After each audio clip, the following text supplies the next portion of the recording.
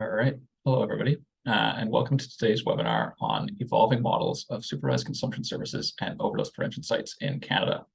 My name is Magnus Noel. I work at Katie in knowledge exchange related to harm reduction. And today's webinar is a partnership with the Dr. Peter Center.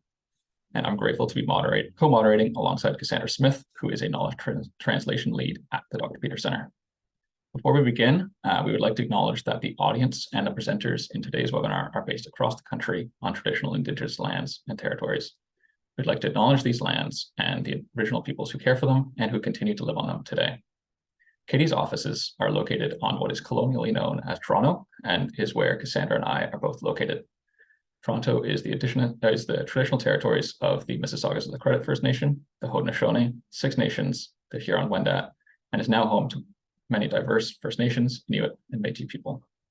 The Dr. Peter Center is located in what is colonially known as Vancouver, on traditional unceded territories of the Musqueam, Squamish, and Tsleil-Waututh nations. Indigenous peoples are disproportionately affected by the toxic drug crisis and do not have equitable access to harm reduction services. So confronting and challenging these colonial structures that underlie these inequities and the structural issues of homelessness, unstable housing, poverty, and lack of access to holistic services that support health and wellness is really fundamental to reducing harms.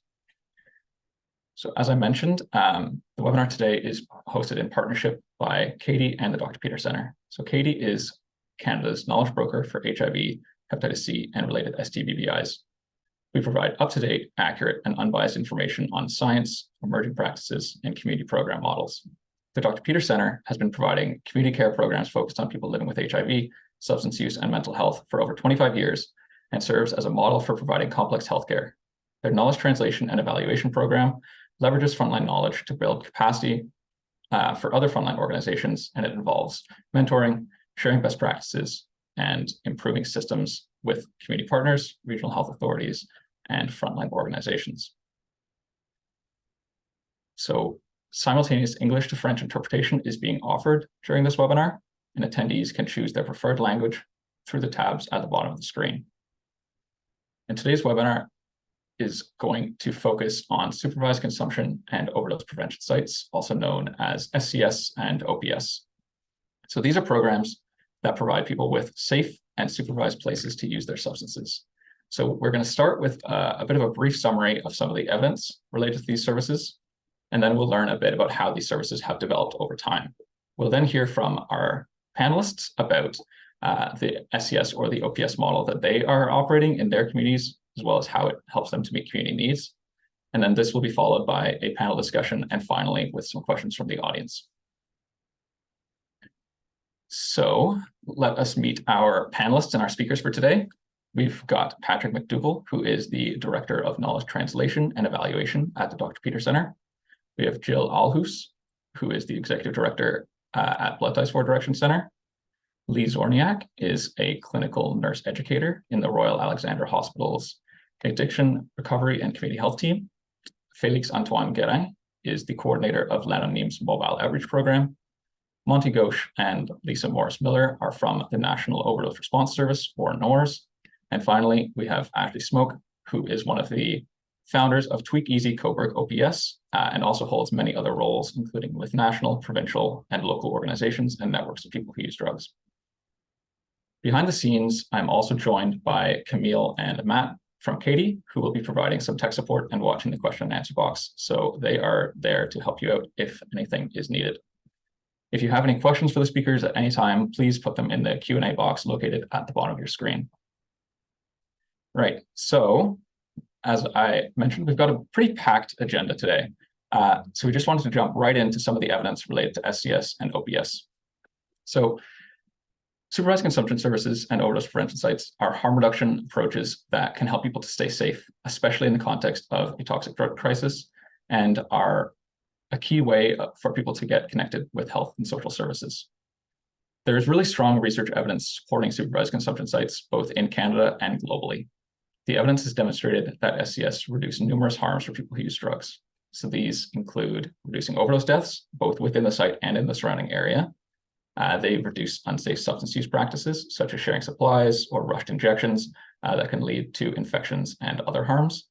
And they also improve trust and relationships between staff and service users which can be really key in improving people's access to health and social services, including substance use disorder treatment, such as opioid agonist therapy for people who want it.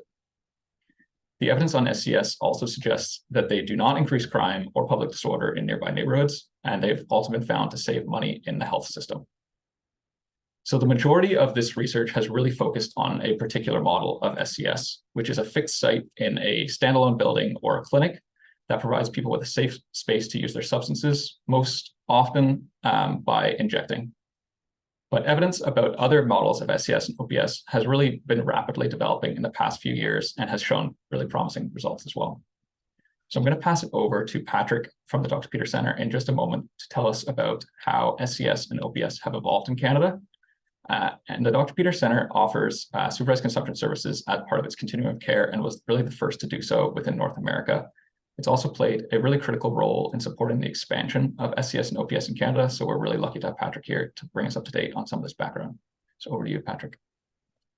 Thanks, Magnus. So my name is Patrick McDougall, and I'm going to give some history and context around supervised consumption and overdose prevention services.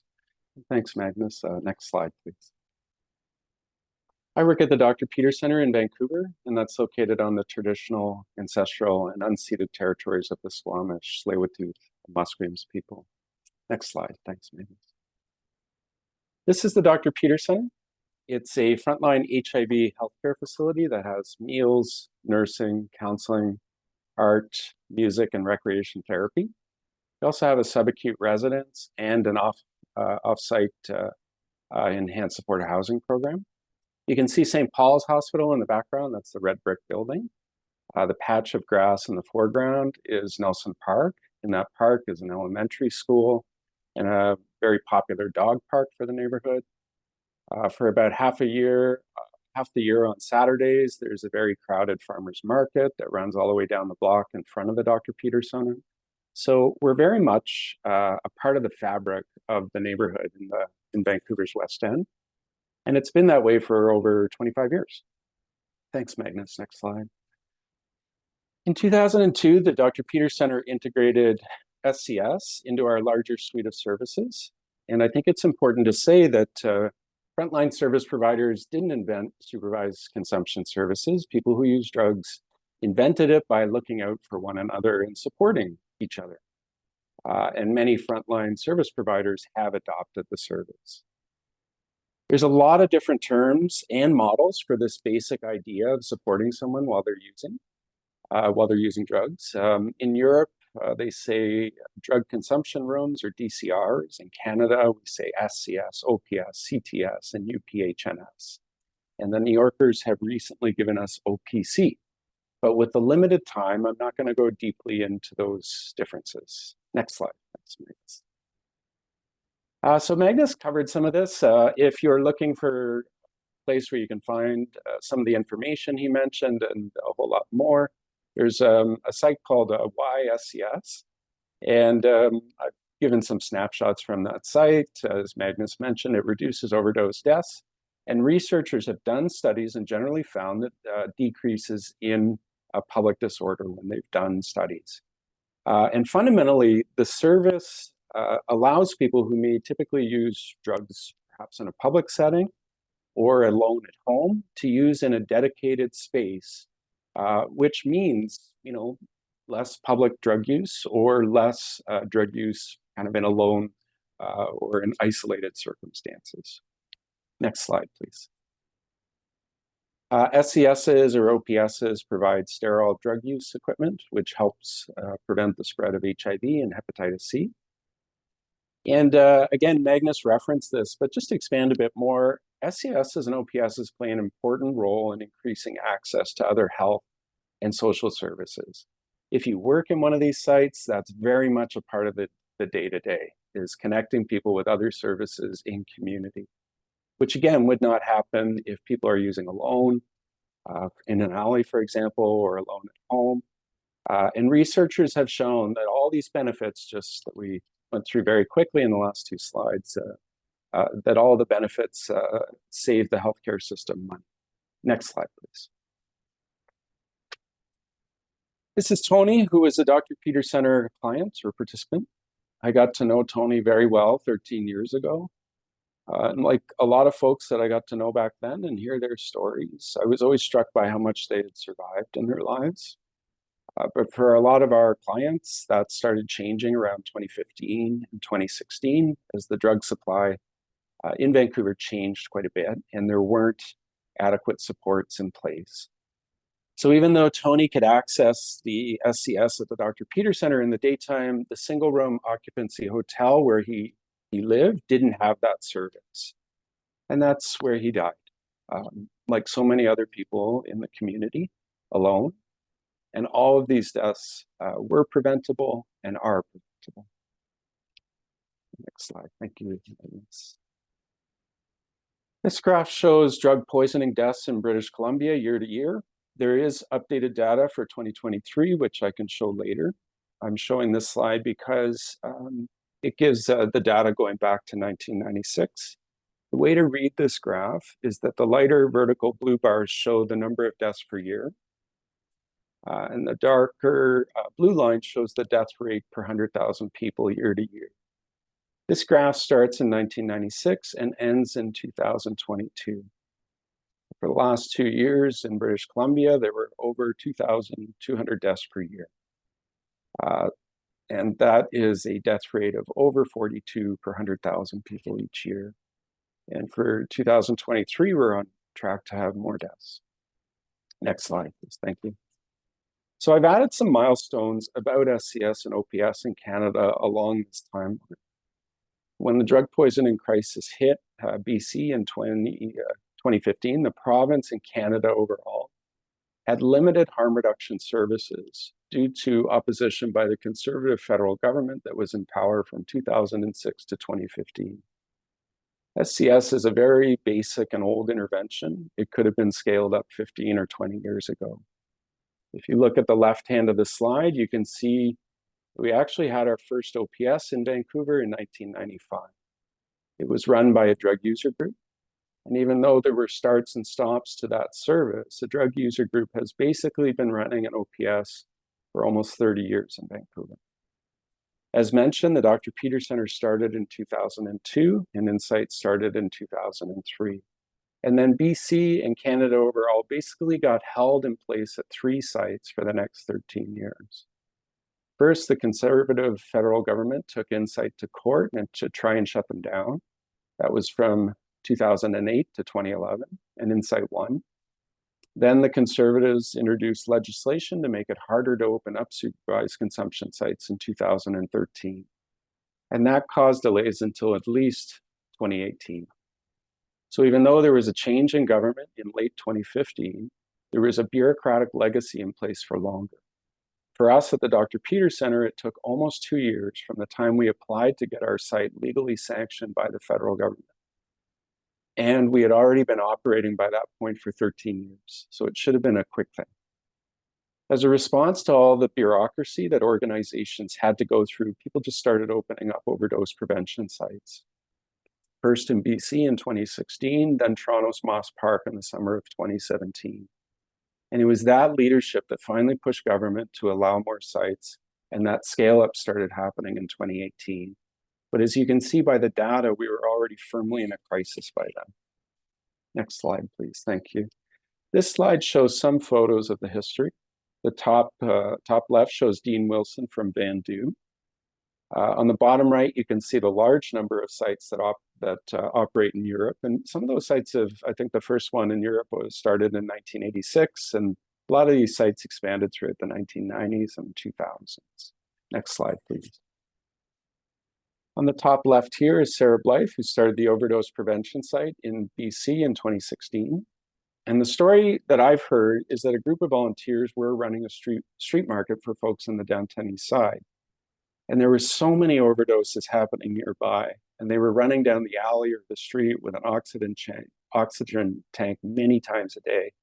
And finally, after several months of this, they just decided to use the outdoor tent for the street market and let folks use their drugs within the confines of that tent.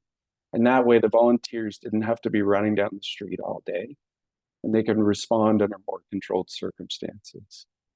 These kinds of sites were recognized as officially allowed by the BC provincial government in 2016. But in the rest of Canada, things were moving slowly. There were 3 sites in Montreal that got approved in early 2017, but that was after years of work. Meanwhile, in Toronto, there were a number of overdoses in the summer of 2017, but the 3 sites that had applied still hadn't been able to open. And folks in Toronto did the same thing as in Vancouver, and they opened up the Moss Park OPS in the summer of 2017. And it was that leadership that finally pushed government to allow more sites more quickly. And as mentioned, that scale up started happening in 2018. Thanks, Magnus. Here's some data related to service use. And I should say this data is only for the 39 SCSs across Canada. It doesn't include OPS data. You can see there was 4.3 million visits from 2017 to June 2023. Canadian SCSs attended to 49,000 overdoses or medical emergencies. Next slide, please. As mentioned earlier, if you're working in a site, referrals are a big part of the everyday. The data shows that Canadian SCS has made around 257,000 referrals to substance use treatment and other health and social services that include medical care, mental health support, or housing services between 2017 and 2023. Slide, please, Magnus. I'm going to wrap up by talking about some gaps. The most pressing gap is the lack of supervised inhalation sites across Canada. This graph shows that the mode of consumption most associated with death over the past several years has gone from injection to smoking. Since 2020, the mode of consumption for over half of the drug poisoning deaths in BC is smoking. Next slide, please, Magnus. And this has only increased in the last several years. Smoking is the mode of consumption that it now accounts for 65 to 70% of unregulated drug deaths in BC, as opposed to less than 30% in 2016, while injection now accounts for less than 15% of unregulated drug deaths, as opposed to 36% in 2016. Despite these numbers, there are very few supervised inhalation sites in Canada. We're fortunate to have a few of those sites on our panel today, and I'll pass it back to Cassandra so we can hear from the folks on the panel. Thank you very much for your time. Thanks, Patrick. That was really helpful to ground us in where SCS and OPS have come from and how they've evolved in recent years and what gaps still need to be addressed to make them accessible for people who use drugs. We're now going to hear from our panelists about the models of SCS and OPS that they operate. And first up, we have Jill, who's going to tell us about the Blood Ties Supervised Consumption Site that allows for inhalation in Whitehorse. Hi, everyone. My name is Jill Hoos. I use she, her pronouns, and I'm the Executive Director of Blood Ties for Direction Center. I just started in the role, but was previously the program manager at Blood Ties for 3 years, and I've been really involved in starting and implementing our supervised consumption site and also work over there quite a bit. Next slide, please. Blood Ties is a harm reduction organization, and we operate on the traditional territories of the Kwanlin-Dun First Nation and Tonquachon Council in what is colonially known as Whitehorse, Yukon. We've been operating in Whitehorse and throughout the Yukon since 1993. And our organization delivers services in a number of program areas, including education about harm reduction and sexual health, distribution of sterile drug use equipment, through a fixed needle exchange and a mobile outreach van service. We also run a drop-in center with wellness programming, support groups, and health systems navigation support. And additionally, we operate a number of low barrier housing programs in the community. Next slide. Our newest program is our supervised consumption site, which we opened in 2021. It's co-located with the rest of our agency services, including our drop-in center, so that we can provide wraparound supports to folks. You can kind of see a map here to show sort of what it looks like within the building. We're in what used to be an extended care home. So it's a bit of a strange design. We have many washrooms, and we turned one of them into our inhalation room. Yeah. So our site is open Monday to Friday, 10:30 to 9:30 p.m. And we're extending to a 7-day service in January, hopefully sooner, depending on staffing.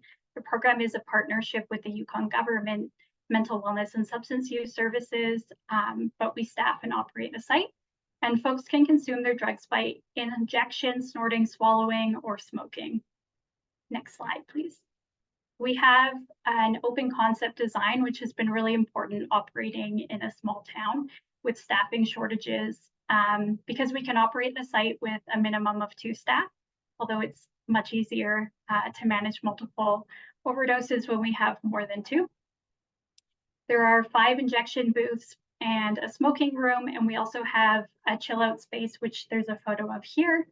And a private office where we deliver drug checking services on our FTIR spectrometer and immunoassay strip testing. Our staff team currently consists of a full-time supervisor, 3 full-time support workers, and 1 part-time peer support worker, though we are currently hiring for a larger team to support 7-day service. If you know anyone, they can apply. Yeah, we do not have healthcare workers on site because of labor shortages, but all of our staff are trained in basic life support and airway management so we can administer oxygen. This is a picture of the desk where staff monitoring the consumption area sit, and at the right is a picture of the smoking room from outside of the room, and it's sealed off from the rest of the space. As I said, it used to be an accessible washroom, and you can see at the top of the images that we have soundproofing panels to dampen the sound of the ventilation system, as it is quite loud. We also have a radio in the smoking room, and people play music pretty loudly to sort of help cover up the sound. Next slide. So this is a picture of the interior of our smoking room. It has 3 tables and an occupancy of 3 people. The ventilation system provides ongoing fresh filtered air circulation. Clients are monitored through the glass window. There's also an intercom system you can't really see in the picture, but it helps so that staff and folks in the room can communicate. If there is an adverse drug reaction, we also have an emergency air evacuation switch that clears the air in 30 seconds. And people can consume any illegal substances in the room, just not legal substances, which is backwards to everywhere else. And that's because of territorial indoor smoking laws and because the room would be way too busy. Yeah, here's another photo of the inside of the smoking room. We have a mural on the wall by Justine Sanoa Wood, a local artist. And next slide. I've included a chart of our SCS visits. The site initially opened without a smoking room in 2021. As you can see at the bottom line in green, there were very few visits when the site opened. In year 2, the blue line, the site picked up rapidly after we opened the smoking room in May. And in year 3, we've gotten even busier. And I think we'll continue to see that as we expand our hours. Over 350 unique individuals have consumed at the site, which is a lot for a population of 25,000, though definitely not as many of the urban sites. And smoking is by far the most common method of use at the SCS, comprising 94% of consumptions. Next slide. Just 30 seconds, please, Jill. Okay, great. So this is a photo of our chill out lounge and the private office. Next slide. And just to wrap up, this is some demographic information about who we serve. We serve almost as many people who identify as women as men, which is a unique feature of our SCS. And we also serve primarily Indigenous folks at our site. Yeah, thank you. Thank you, Jill. Next, we have Lee, who's going to tell us about the SCS that's operated in the Royal Alexandra Hospital in Edmonton. Hi, everyone. We can just skip to the next slide right away. So I'm Lee. I'm the clinical nurse educator here at the Royal Alexandra Hospital. I'm part of the Addiction Recovery Community Health Team, or the ARCH team is our acronym. So essentially, we're the specialty addiction medicine consult service here. This is just a slide showing a little bit about our hospital. So we are in Edmonton's inner city, and we are a quite large hospital. If you look at the bottom right there, I put a little graph in there. It is a little bit older data from 2014 to 2017, but it does show that time period right before our supervised consumption site opened at the hospital. And it shows that the Royal Alexandra Hospital is the top emergency department facility that's utilized for emergency visits related to opioid use and other substances in Alberta. Next slide. And so here, this is a quick visual of just the city of Edmonton. And again, it's coming from the Alberta Substance Use Surveillance data. So I put a big yellow spot where the approximate area of the Royal Alexandra Hospital is. So you can see that we're in that red zone there. And so what that is just saying is that the red zone is significantly higher, has a significantly higher rate, of EMS opioid-related responses compared to the rest of the city of Edmonton. And then next slide. So this is our site here. On the right, you'll see a map of our campus of the hospital. So it is quite large. We've been open since 2018, and we are open 24 hours a day. For eligibility, all inpatients and emergency departments are able to access our site. And we only have 2 nurses at baseline staffing our site. We don't have any other staff aside from nursing. We're fully nursing staffed at our SCS. Next slide. And so a little bit about eligibility. You can see on our doors, that's what our unit looks like. But for routes, we don't allow any smoking or inhalation at the site. And if somebody chooses to do so, they do need to leave hospital property to consume it that way. One of the things that we do go over with every patient is that we go over informed consent to access the SCS. And it is an important thing to bring up is the potential emergency interventions within the hospital that we may have to provide for that individual. The reason being is sometimes when someone's in the hospital, they may have something written down saying, I don't want any CPR, or I don't want to go to ICU if it comes to that. So we make sure that the patients know that we will provide all emergency interventions while they're in the SCS to what is needed. And just on the bottom there, because sometimes people are in corrections custody while they need to go to the hospital for medical concerns. So this is an exclusion to who cannot access our site. Next slide. On the left there is a picture of our intake room. So that's where the nurses are. They can do a lot of paperwork, chat with patients in there if needed. And then on the right, that's a hallway picture of our unit. So at those doors at the back is where the unit ends. So it is quite small. On the left, we have post-consumption rooms, which I'll go over right away. And then on the right of the picture is our post-consumption room or the chill out space. Next slide. The picture on the left there is showing one of our booths, our consumption rooms. So there's 2 booths in each room for a total of 4 booths.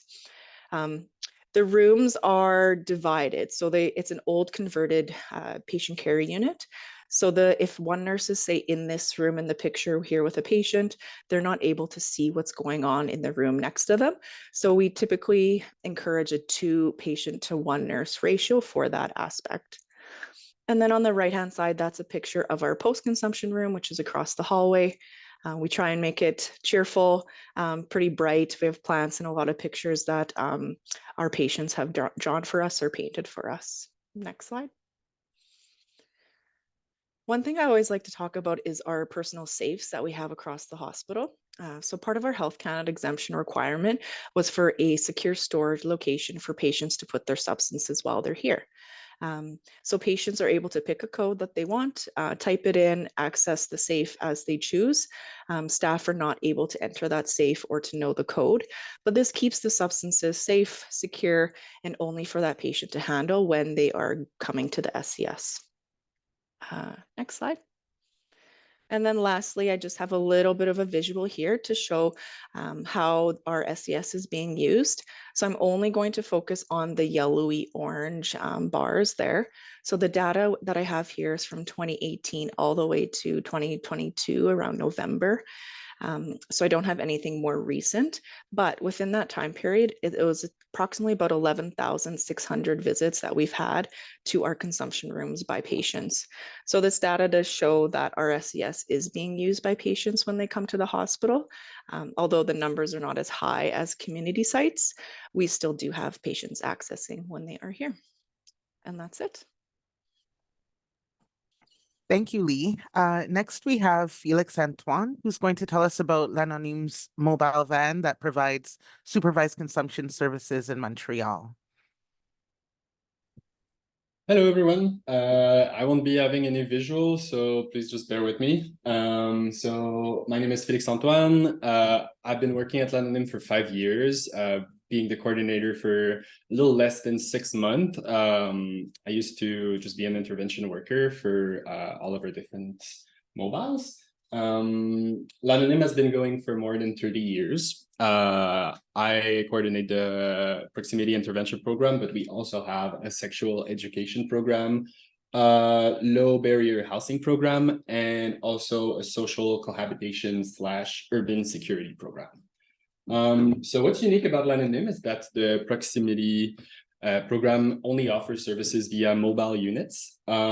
Today, we're going to firstly talk about our safe injection site that's been running for a little more than 6 years, and then jump to our newer project that I would call more of a safe consumption sites, and then like kind of wrap it up with what's valid for those two mobile units.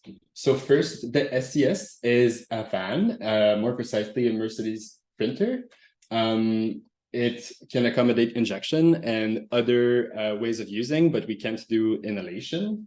And it's staffed with 2 workers and can accommodate up to 2 people, sometimes 3. They won't be using at the same time, but you know, with the harsh winter in Montreal, sometimes it's good to be able to just let someone come in to warm up while the other 2 are using. And then I wanted to talk a little bit about the model for the safe injection site, as it evolved quite a bit in the last few months / last year.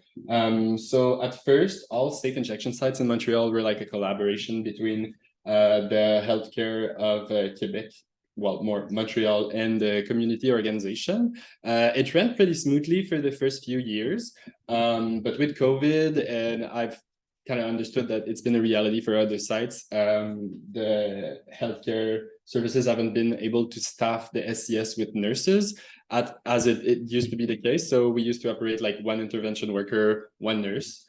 So yeah, as that wasn't the case anymore, we fully took on the staffing, and with time eventually kind of took on everything. So as we're talking right now, the exemption is owned by our organization, and it's kind of the same with different organizations operating SCSs in Montreal. So it's now fully staffed with 2 intervention workers, and I need to say that we do receive some help from the healthcare services. So once a week, there's a nurse that's going to be working with one of the staff. So yeah, that's our first mobile, and then the second one is not ready yet. It's actually going to be able to start running in early 2024. We're aiming like for February or March. It's going to be an electric bus that's going to be able to accommodate people who wants to inject and also have an inhalation room at the back. It's kind of the version 2.0 of our bus that we have right now. So we have an SCS and we also have a bus. The SCS is more for like overdose prevention, and then the bus is more for like needle distribution and prevention of STIs. This bus is getting near its end, so we're needing for a newer mobile, and we decided to try to implement an SCS within our newer school bus. So to fully run, we're going to need 4 staff, although we do predict that we're not going to be able to do that day one. And it should be able to accommodate like 3 to 4 users at most, like 2 people in the inhalation room and maybe 2 people injecting at the same time. I also forgot to mention that within the SCS and SCS, we're going to have also drug checking, as well as distribute like needles, crack pipes, condoms, as we used to do before. And then when it comes to what we can say about just the mobile model in general, all of our staff is fully trained when it comes to respiratory emergency and in airway management. It's been really a necessity since COVID and overdose becoming more and more prevalent in Montreal, and also with the fact that we don't have nurses working with us all the time. So we need to have our staff be able to handle any overdose emergencies by themselves. So we can administer like oxygen, use saturometry and ventilation bags. And then also for our mobile model, I think what's the way we operate essentially is using toll-free phone lines. So each of our mobile has a telephone in the mobile, and then user will generally just call us through the night, and we'll go one by one, filling all the spot as much as we can until the night is over. And let's just say we don't have anyone calling, we'll usually just like roam like the downtown area or places in Montreal that are more densely populated with the people we work with to try to see if anyone needs us, as it's not everyone that owns a telephone or that can access like one of those phone booths. That's basically what I had to say for us. Thank you. Thank you, Felix Antoine. Next, we have Abisola, who's going to tell us about the overdose prevention initiatives in Atira's housing sites in Vancouver. Hi, everyone. I'm Abisola. Thanks for having me. The manager of strategic health initiatives at Atira Women's Resource Society. And I will do a little introduction about Atira before I go into our modus operandi regarding housing overdose prevention.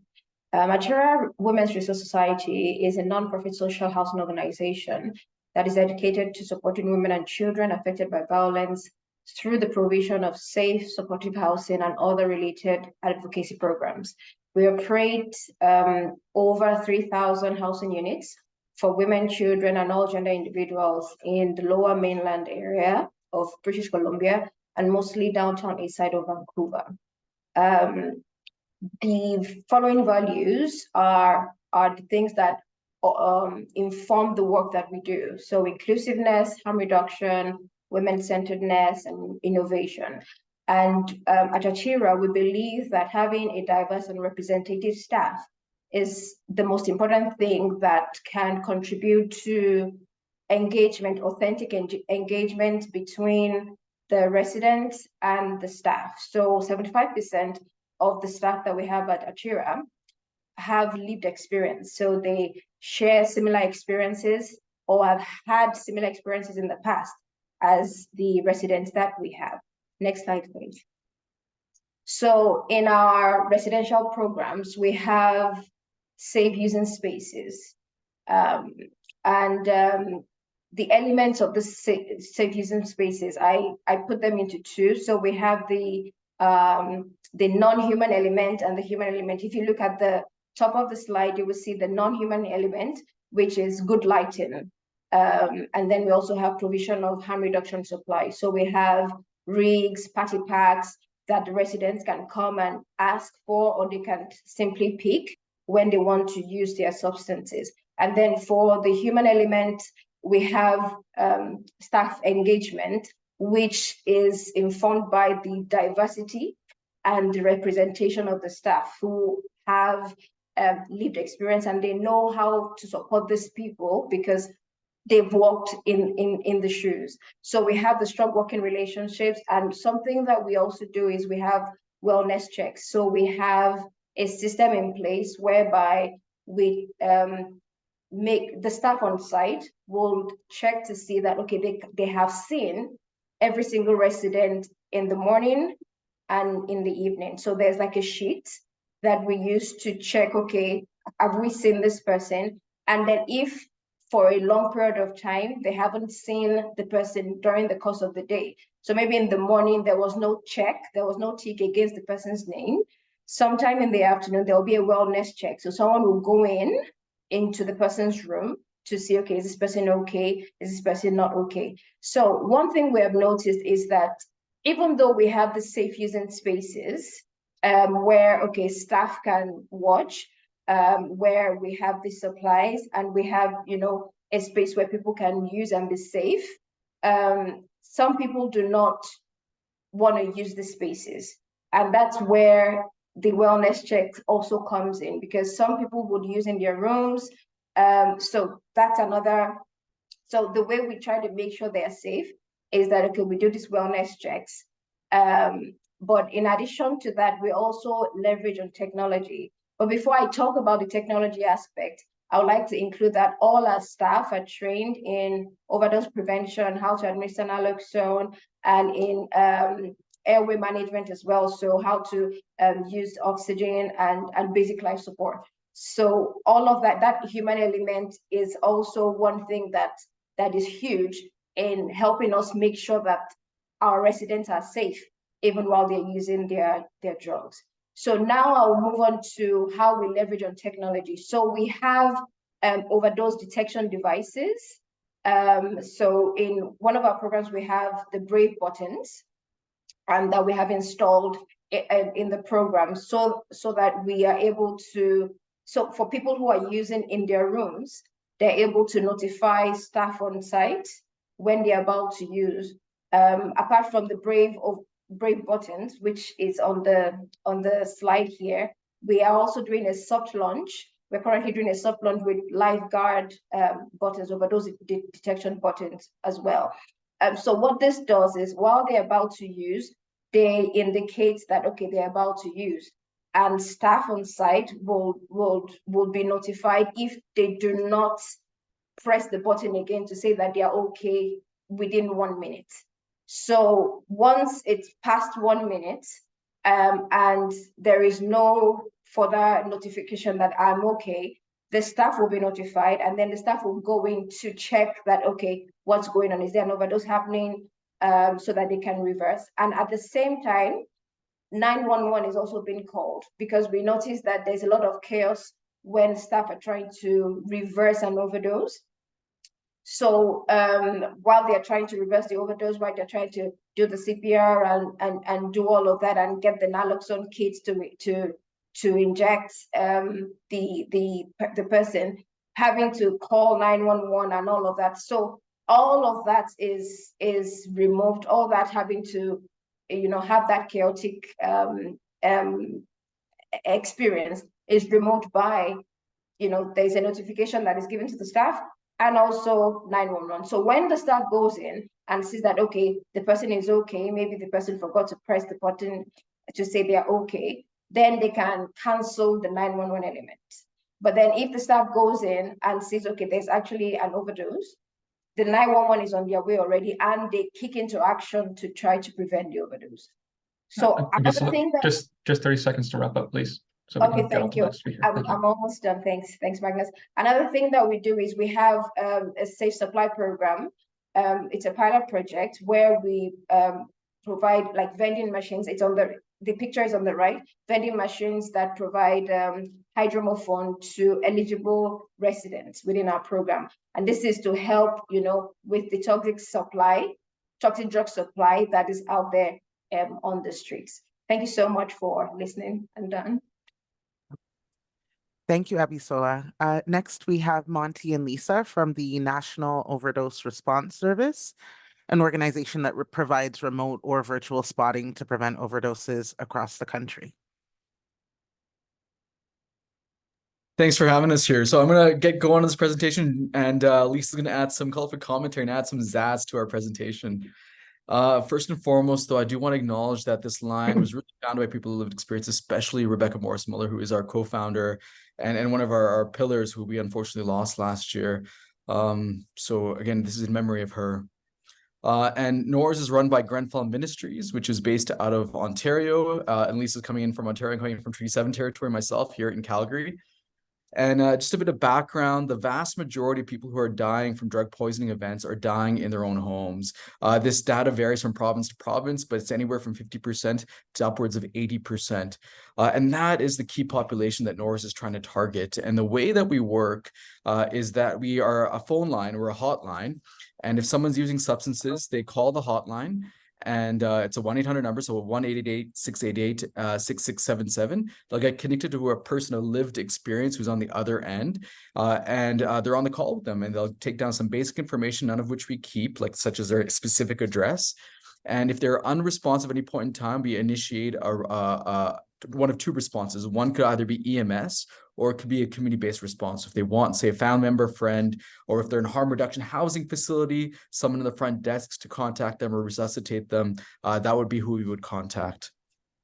Things that we do tell our clients when they use the line is to keep their porch light on, keep their pets away, keep their front door unlocked, and hide their paraphernalia. And this is more in case the justice system sort of shows up. So if police show up. But in terms of some of the barriers that the service is really trying to get at is geographic distance barriers, especially for jurisdictions that don't have SCS supports, stigma and fear of being seen in physical SCSs, and then also time barriers, because we know that some SCSs don't operate at certain times of day. In terms of some of the limitations of the service, individuals who might be drowsy but not overdosing, or I should say having a drug poisoning event, we sometimes might have a false call up for them. Thus far for NORS, out of the last 3 years, we've only had 4 false alarms though, out of 9,000 phone calls, which is pretty impressive. For some jurisdictions in the country, police might come to the call out, and that's the big thing that we worry about. So in BC, it's not a big deal, but in some places like Alberta, for instance, it can be. Paraphernalia can be confiscated, and some people might have a drug poisoning event that can be very quick, and EMS services might not arrive on time, but thus far we've had 0 deaths. And so this is our data so far. This is from December to August, but we have some more updated data until December. We've just crossed our 100th drug poisoning event. We've had 0 deaths and 0 prolonged hospitalizations from any of these. We call back our clients there after each event. We make sure that they're doing okay. And thus far, we've had really good success. This is again a bit older data, but we've had over 9,000 phone calls. We've had over 591 unique users of the service. Most of our callers are calling from Ontario, followed by Alberta and Quebec. We do offer the service in French and English, by the way. And Lisa is sort of the key ingredient here who's helped organize a lot of that. The vast majority of our callers are using substances such as opioids and cocaine and meth. And about 50% are using through the injection route. 33% are through inhalational routes. The other big thing to note is that the vast majority of our callers are people who are gender minorities, such as women or people who identify as women, as well as other gender diverse individuals. Men only make up, or people who identify as men only make up 16% of the group. And then this is some data from who uses the service. Almost, I would say, 3/4 of our service users are people who can't access a physical SCS because it's not in their jurisdiction. It's not, or they cannot access it because they're using routes that are not supported by the SCS. And last but not least, it's unavailable because or they can't use that physical SCS because of the hours of use. This is sort of the distribution of various callers that we've had and what their main barriers are throughout the country. I mean, this is a very quick slide here, but this is also the timing. So you can see here that a large portion of our callers do call the line when their physical SCS hours are not in use. So again, we're really supporting a key niche here that can access physical sites, which is the gold standard. It's just what we really want. And these are for both SCSs and OPSs. And then this is our link. We hope that you guys can do a quick minute survey if you get a chance to. It helps with our funding. But if you have any questions, feel free to contact Lisa or myself here, as well as if you want swag, other additional things. And I'm going to actually pass it to Lisa to add some colorful commentary. Lisa, want to add anything to this? That's a lot of pressure, Monty. I don't know how much colorful commentary I have, but I do want to say that in July, we started doing safer supervised consumption by text message. So that was something that we got up and going this year at NORS. And we launched in July, and it is currently accounts for about 13% of our overall interactions with the NORS line. So we certainly see the need, especially with the younger generation, to have an alternative way for people that, another way for people to communicate. Our web chat also, we've done supervised consumption over web chat, which was a bit of an adjustment for the staff, but they're, doing really well because our web chat, I think, saw 67 interactions last month in the month of November. So we're certainly seeing that communication methods within different populations and age groups is important for us to look at and address. We're doing community naloxone trainings for communities that are outside of an appropriate EMS response time. So anything outside of 7 minutes for EMS to arrive. NORS has been reaching out and doing community naloxone trainings with these communities to help everybody sort of learn to look after each other. I mean, we're all in this together at this point. It's such a dumpster fire here, this situation with this pandemic. Anyway, that's about as colorful. It's not a real cheery topic, so I don't have any jokes or anything, but I think that sort of wraps up the NORS service, and everybody just spread it around and let's try and keep everybody alive. Thanks so much for having us, and I think we maybe made our time. Yay. Next, go. Thanks so much, Lisa, and thank you, Monty. Next, we have Ashley, who's going to tell us about Tweak Easy, unsanctioned overdose prevention site in Cobourg. Hi, Ashley.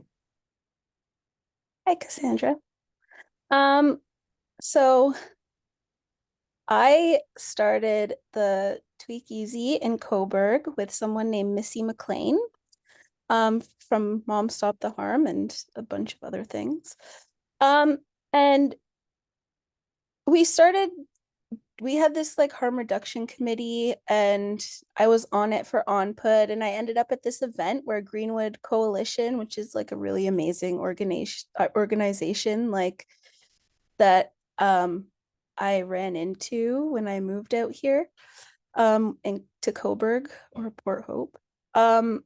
So yeah, we were at this event, and it was like about community organizing, community development. And so like Missy had this like binder, and there was a report in it, and it was like this tent saves lives by Kaput. And she was like, I'm so sick of this shit, like, are you in? And I had no idea, but apparently someone had just passed away named Corey, and he had someone who, like a partner who was pregnant, and just like the whole community loved this kid, and he had such a great smile, and he was just so full of life and energy, and he died in the Scotiabank like vestibule.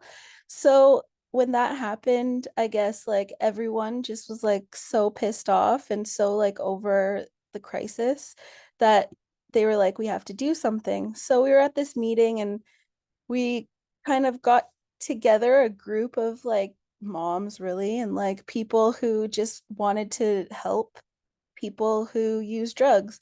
So we got like a good group of like 15 to 20 people together to like organize an overdose prevention site. So we opened on March 17th. We started with an injection tent and an inhalation tent. Like we gave out harm reduction supplies, pizza, hygiene products, clothes, snacks, cigarettes, other things, any like weed, all of it. And then but we also were open for 2 hours a week on Friday. But what happened was like then they started telling us that the tents were not really allowed. There was all these bylaws about it. And then they started creating bylaws that made it impossible for us to like go at all the different places that we were attempting to like set up. So every Friday we would have to go to a different location. We always had a problem. So we had to stop putting up the tents. And then eventually we found this like location that was in an alleyway because we couldn't have tents. We thought it would be like a barrier. And that was like a location that was good for a few months, and people like loved it. Our numbers were great. And then they shut that location down after this big, huge homelessness like outcry, and they wanted all the encampments shut down. And oh my gosh, I'm sorry. They wanted the encampment shut down, and so they kind of like went at us, and so by law told police to come and tell us to shut down. We had to shut down, and so then we ended up at different other locations, but ever since we've been in the dark, and it's not been the same kind of atmosphere. We were a place where people found community. We no longer had community. yeah, it was pretty sad. Like, we're all volunteers, we run on donations. So like it's kind of unfortunate that we were able to do such great things, and then like because the community hated us and hated harm reduction, hated people who use drugs, and didn't want to see homelessness, they kind of attacked us. And so we weren't able to do the same things, and our numbers aren't the same. But we're still out there. We're still doing our thing, maybe in not the same way, but we're still out there. And we're trying to create more Tweakeasies and like have like, because there's one in Peterborough, one in Coburg, one somewhere else. We're trying to get a network of Tweakeasies out around Canada so that people can, you know, save each other, because our communities aren't doing it very well right now. So, and also, I think we have a report coming out in the new year. We have been collecting data, so we have a report that's gonna come out. And we've just noticed like a few trends that loss of daylight has impacted our numbers. And like loss of space has impacted our numbers and our ability to like gather donations and get funding. So we've been having those kinds of issues. And yeah, we have a lot of positive harm reduction conversations, and I've seen a lot of people change their minds with some of the things that we do and some of the conversations we have. So that's good. And yeah, all of this is not in vain, because I would like to remember somebody that we lost during all of these issues that we were having. One of our people that come to our site, his name was Rocky. He liked whittling sticks and he loved whittling sticks. So I learned how to whittle sticks for Rocky. So I just wanted to just remind everybody that like we don't just do this because like it's harm reduction and we're like so serious about this. Like we do this to save lives. And like these lives are our friends and like our people.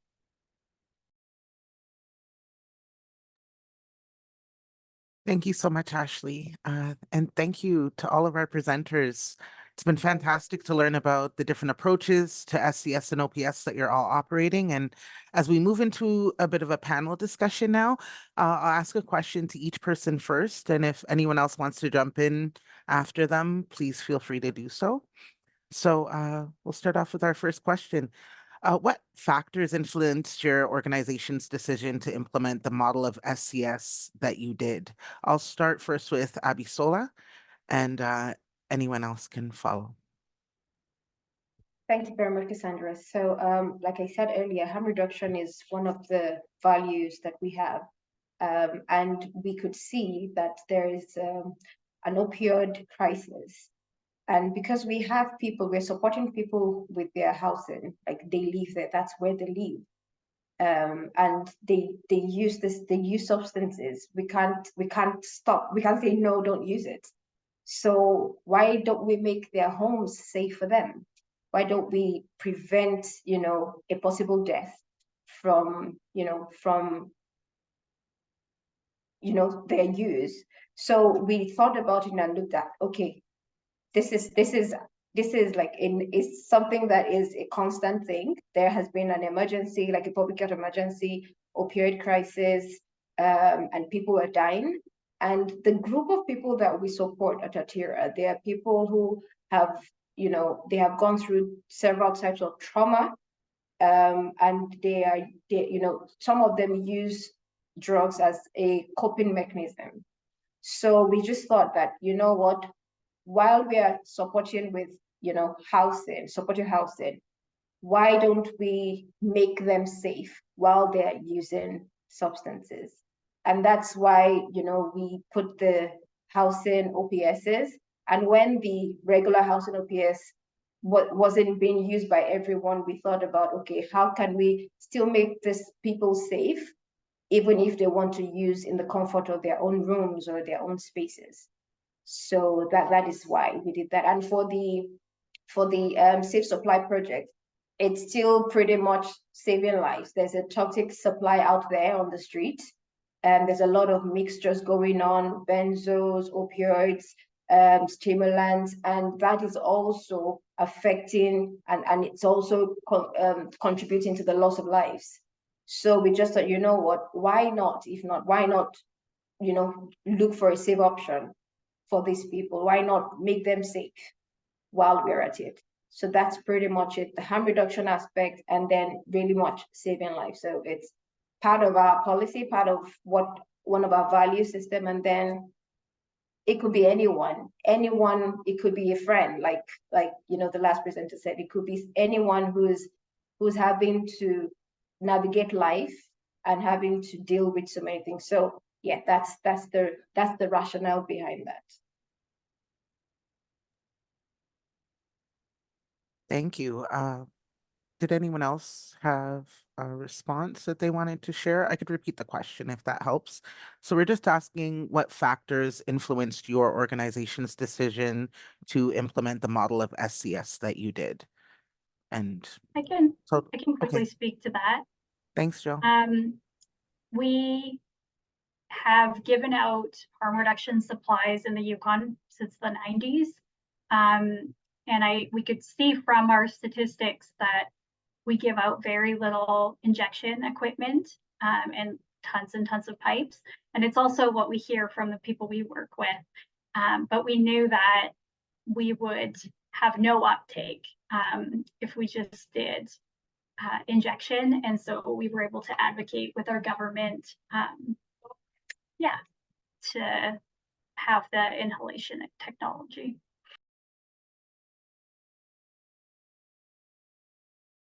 Thank you. Our second question. So what challenges did you have in terms of overcoming implementing this model? And Jill, I'm actually throwing that to you anyways, but not too sure if you had answered this before.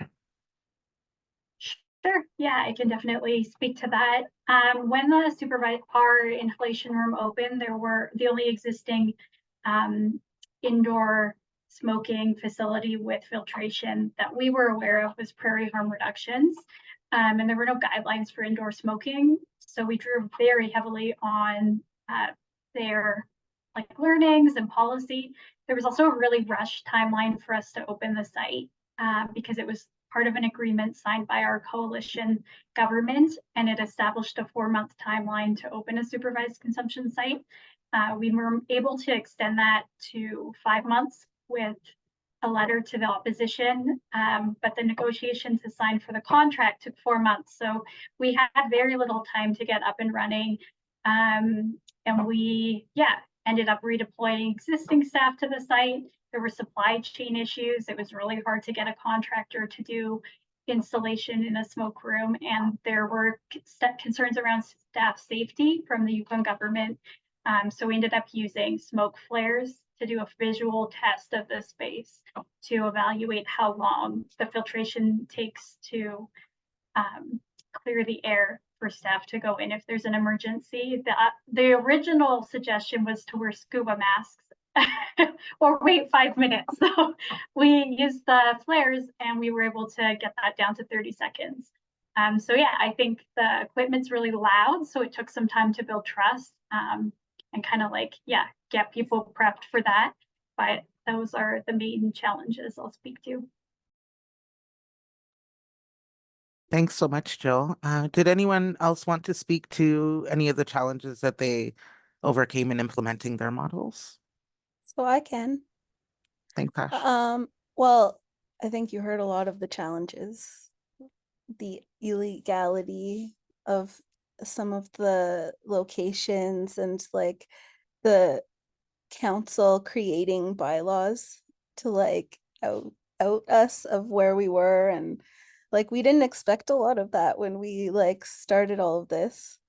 But I think one of the biggest things was in our decision was we have to do this now. We couldn't wait for a feasibility study and all this stuff. But in the end, it's actually helped us to force their hand, and like now they're doing a feasibility study and they're trying to get a site, which like now like we're talking about smoking is a thing, and like so but I mean, like we've had a lot of challenges, but I think the perseverance is like what's keeping us going. And yeah, I think it's why we do this the way we do it.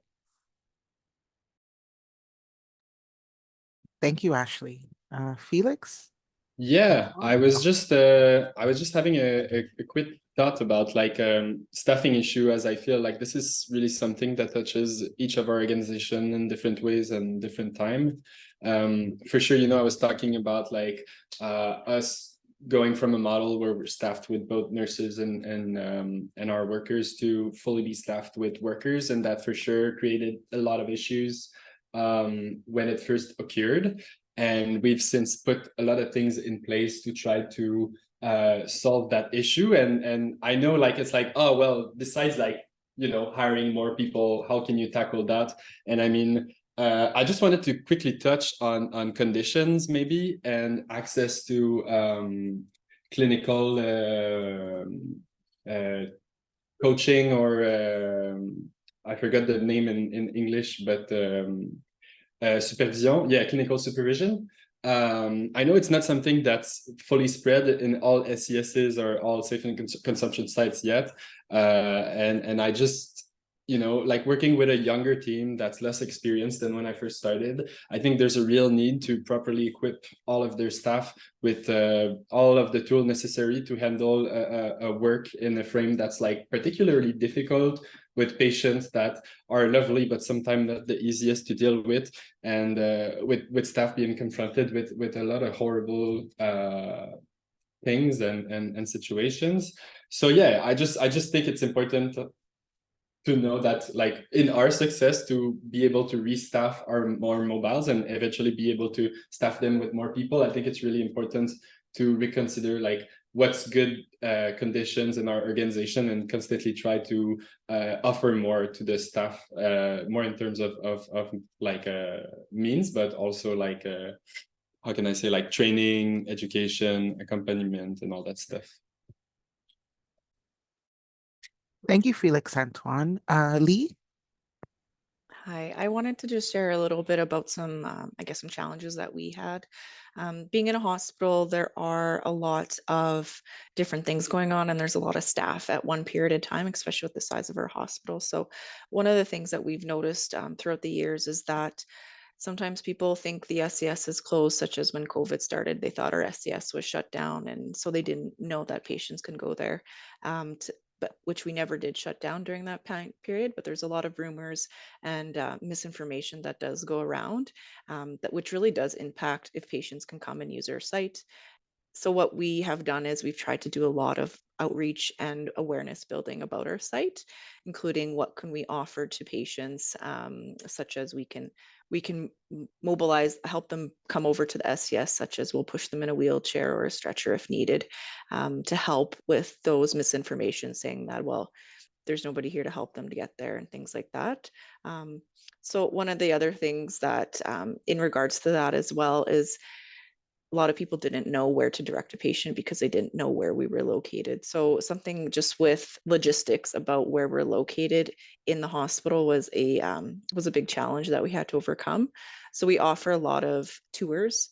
If staff want to come and see our site, we will allow them to come in and they can see the site, know where we are, and just our process to get in there. Thank you, Lee. I have one more question. So I'm actually directing this to Felix Antoine. What aspects of your model of SCS or OPS are working well in your community?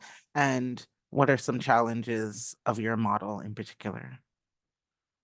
I think it's quite easy to imagine how mobility and accessibility is like the positive about like a mobile OPS.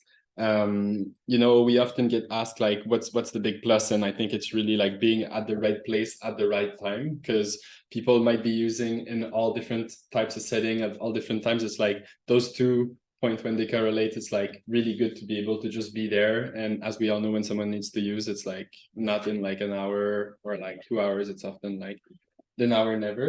So to be able to just like answer those phone calls and go directly to the people for sure is a big plus. And then I wanted to touch up a bit on intimacy as well, because I think it's the other very unique aspect of our mobile.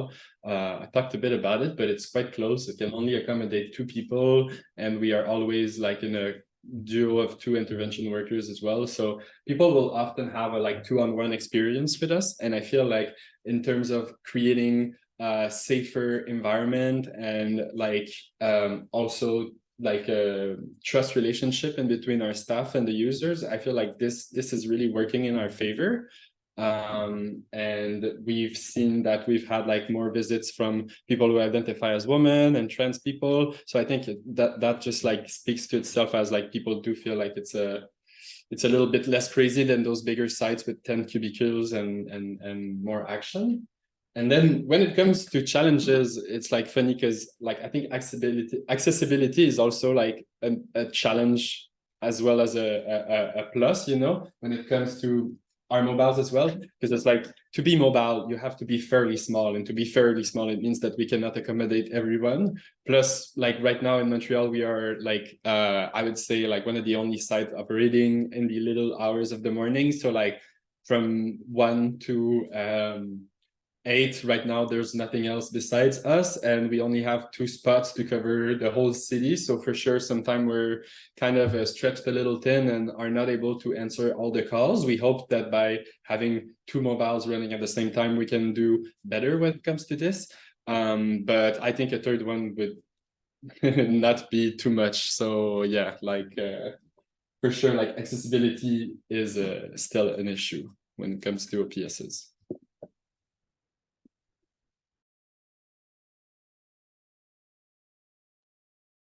Great. Thank you, everybody. I think we've just got one more final question for the panel before we try to get to maybe 1 or 2 audience questions.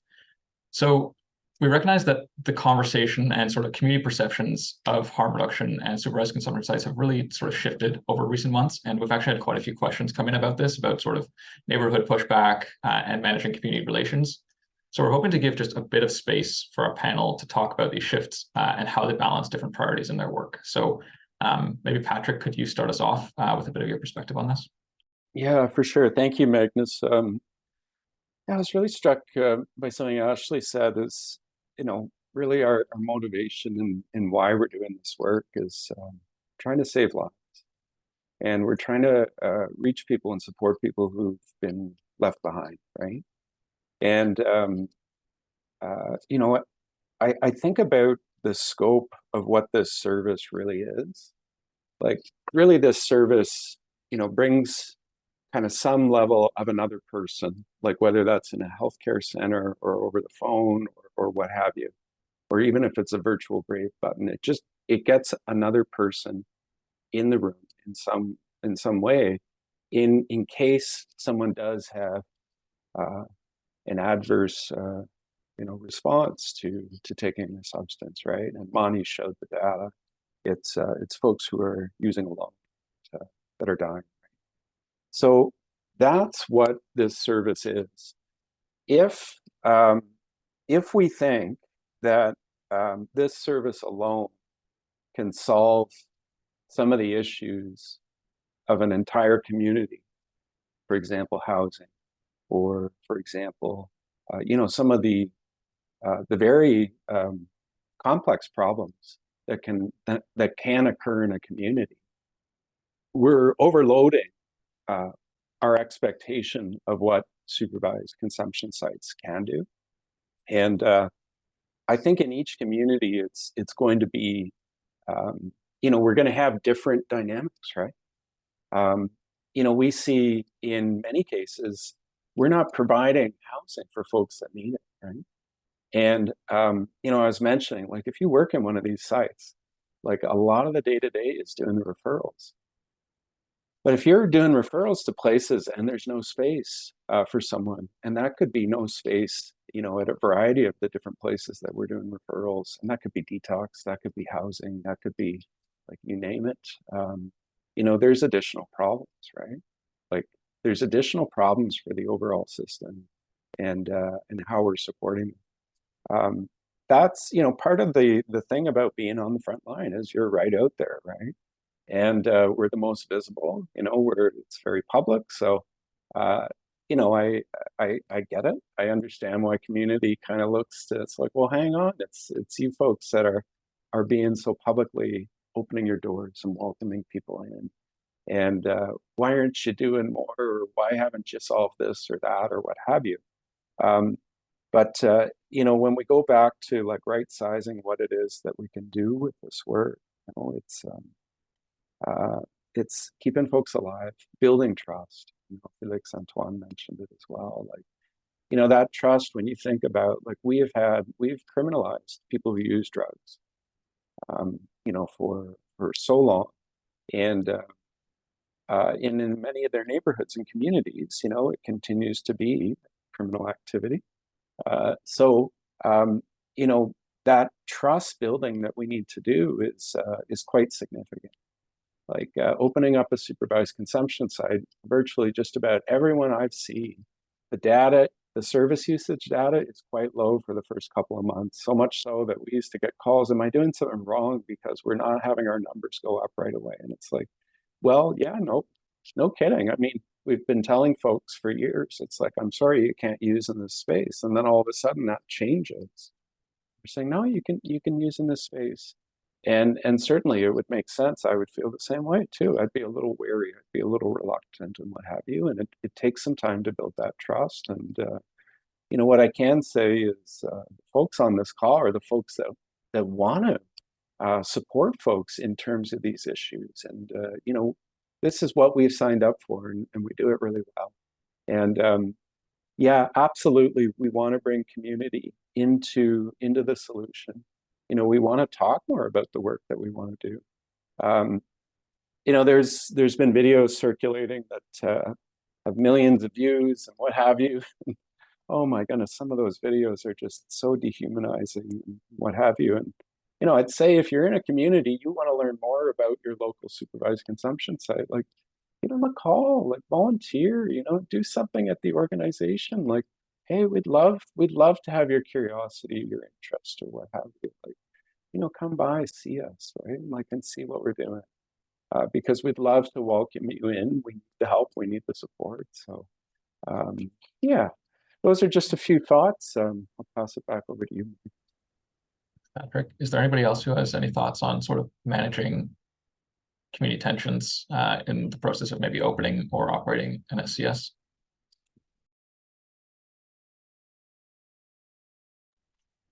I think for me, it's been about like towing the line between like calling people out and having productive conversations. And sometimes, I'm not gonna lie, sometimes I have to eat shit and just like listen to what they're saying and take the stigma and the discrimination and all those things and then turn them around and explain why those things are not right and explain why we have to do what we're doing. And like, it's so slow, but it works in the long run. Like, yeah. Our community has stopped attacking us for the most part. So it must help somewhat. Yeah, I think we've seen it. Oh, go ahead, Amsel. I'd like to add that for one of our non-residential programs, we have a supervised consumption site within a residential neighborhood. So one of the things that helped with the pushback was the manager at the site was able to sign like a good neighbors agreement with the residents around the area. And then when there is a notice that, okay, folks are like hanging around, the manager would say, okay, she would call 911 to do like a sweep of the area so that the people in the area would know that, okay, she's also doing something to help with their safety concerns, while also letting the people who use the drop-in service know that, okay, this just use your, you know, come in let's have this within this space area, you know. So those are the kind of things that she's been able to do, you know, have that good neighbor agreement with the residents. And also if there is like a major concern, she just calls 911 just to do a quick sweep. They're not arresting anyone, they're just, you know, having a police officer around the area would make the residents feel like, okay, I don't know, that you're safe or something. But I thought to chip that in. And Jill, I think you unmuted as well. Yeah, I feel like everyone's spoken to what I was going to say, but I think a piece of it for us has been just continuing what we're doing. And, you know, we don't need to like engage in those conversations all of the time. Sometimes that just fuels it. But we find that, like over time, we're not a problem. There haven't been problems. Our only noise complaint was our staff Christmas party. So I think like that's just, but also like who are we centering and whose voices? And I think a piece of it is just like letting that conversation happen and participating when we have capacity to do so, but also not letting it impede in the work, because it's important, and it's important to save lives, but also for dignity and improving quality of life and community and all of those other things. Thanks, everyone. So we've had a ton of audience questions come in, and I know that all of you have been sort of typing furiously to try to answer as many as you can. So we're just going to try to answer maybe one before we have to wrap up. And I think I'm going to try to combine a couple of them, because quite a few have related to questions about communities or groups who maybe don't feel comfortable accessing fixed site or physical in-person SCS for a number of reasons. So people have mentioned youth, people have mentioned ACB communities, and guys who party and play. So I was just wondering if anybody has any thoughts on how maybe we can make supervised consumption generally a bit more comfortable for people who are accessing, who may not feel comfortable accessing these services. And Lisa, I think you had mentioned you'd started responding to one of them as well. So do you have any thoughts that you want to add about that?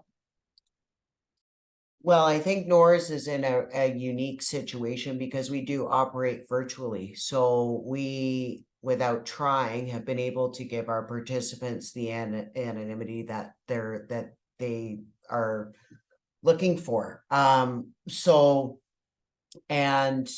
because our service is largely anonymous, we take codes from people with the last 2 years of their birth. So, you know, people aren't always truthful about that. I know I'm not. Like, I was born in 86.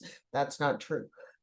So people have the opportunity to sort of lead their own care when they're using the NORS service and how they want to represent themselves. So I do know that I would say the majority of our callers are the you know, invisible substance users. We have a lot of healthcare professionals. We've got a few pro athletes. We have people who, for whatever reason, aren't comfortable going to an SCS. So I don't have any specific ideas for a physical SCS site that would want to be able to serve the invisible substance using population. What I do know is that is a large percentage of the population that is dying from adverse events to substances and drug poisonings. So I'm glad that we're here. I don't have any concrete method on how we got that demographic, other than to say that we're a virtual service. Nobody's seen walking in and walking out, or maybe seen by their boss on their way when they're snorting coke on their lunch break in the bathroom.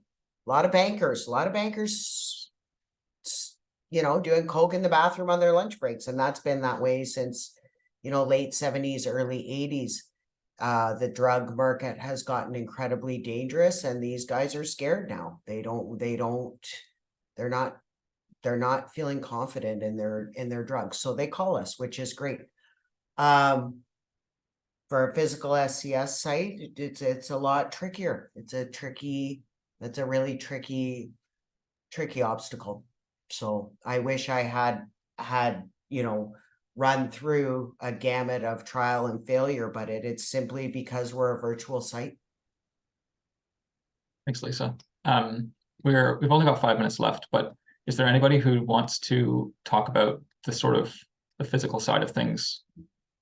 Maybe Patrick or Cassandra, could you talk about the resources available from Dr. Peter Center that could maybe support people in these issues? Over to you, Cassandra. So I think one of the greatest pieces that I could speak to is our harm reduction capacity building and community of practice, particularly the experiential learning tours that I host in Vancouver, but the organizations that we're able to connect with have that opportunity to discuss some of the challenges that you're hearing here. They get to discuss some of the nuances and the particulars around what they see in community. A lot of the experiences resonate too, like there are things that people can relate to, even though geographically they're in different spaces. So we do facilitate a lot of knowledge brokering requests along these lines through this program. And we're also hosting a community of practice for people with lived and living experience working within SCS and OPS, which is coming soon. And I think it's really important to continue to build spaces, create spaces for these dialogues to take place, because we're so busy doing the work that the calls for support are out there, and just we do our best to respond to them. But I think offering the tours and having that balance in terms of even accessibility and access to the information that we're providing is really important. Was there anything you wanted to add to that, Patrick? I think that's very comprehensive. Thank you, Cassandra. All right. Thank you, everybody. And thanks to everybody who submitted questions. So we've had, I think, over 50, 60 questions come in. So we really aren't able to get to them all, but we are going to save them so that they can maybe inform future work at Katie or among the people on the panel here as well. So I just want to start wrapping up today and thank all of our speakers for joining us. I know a number of speakers have had to run very quickly to other things as well, so thank you for fitting this in. And thank you as well to everybody who joined and who participated in the discussion. So just before we go, please, just a quick reminder to complete the evaluation form that will pop up, I think, after this webinar or through an email afterwards. And we'd also like to, as Cassandra mentioned, just give a quick plug for the Dr. Peter Center's knowledge translation resources related to OPS and SCS. So if you or your organization are looking to start an OPS or an SCS, or are looking for ways to improve your site, the Dr. Peter Center has multiple capacity building tools and resources that can help support you. You can get in touch with them and find out more by emailing KT, just like the letters K and T @drpeter.org. So thank you again to everyone for joining us, and we hope you have a great rest of your day.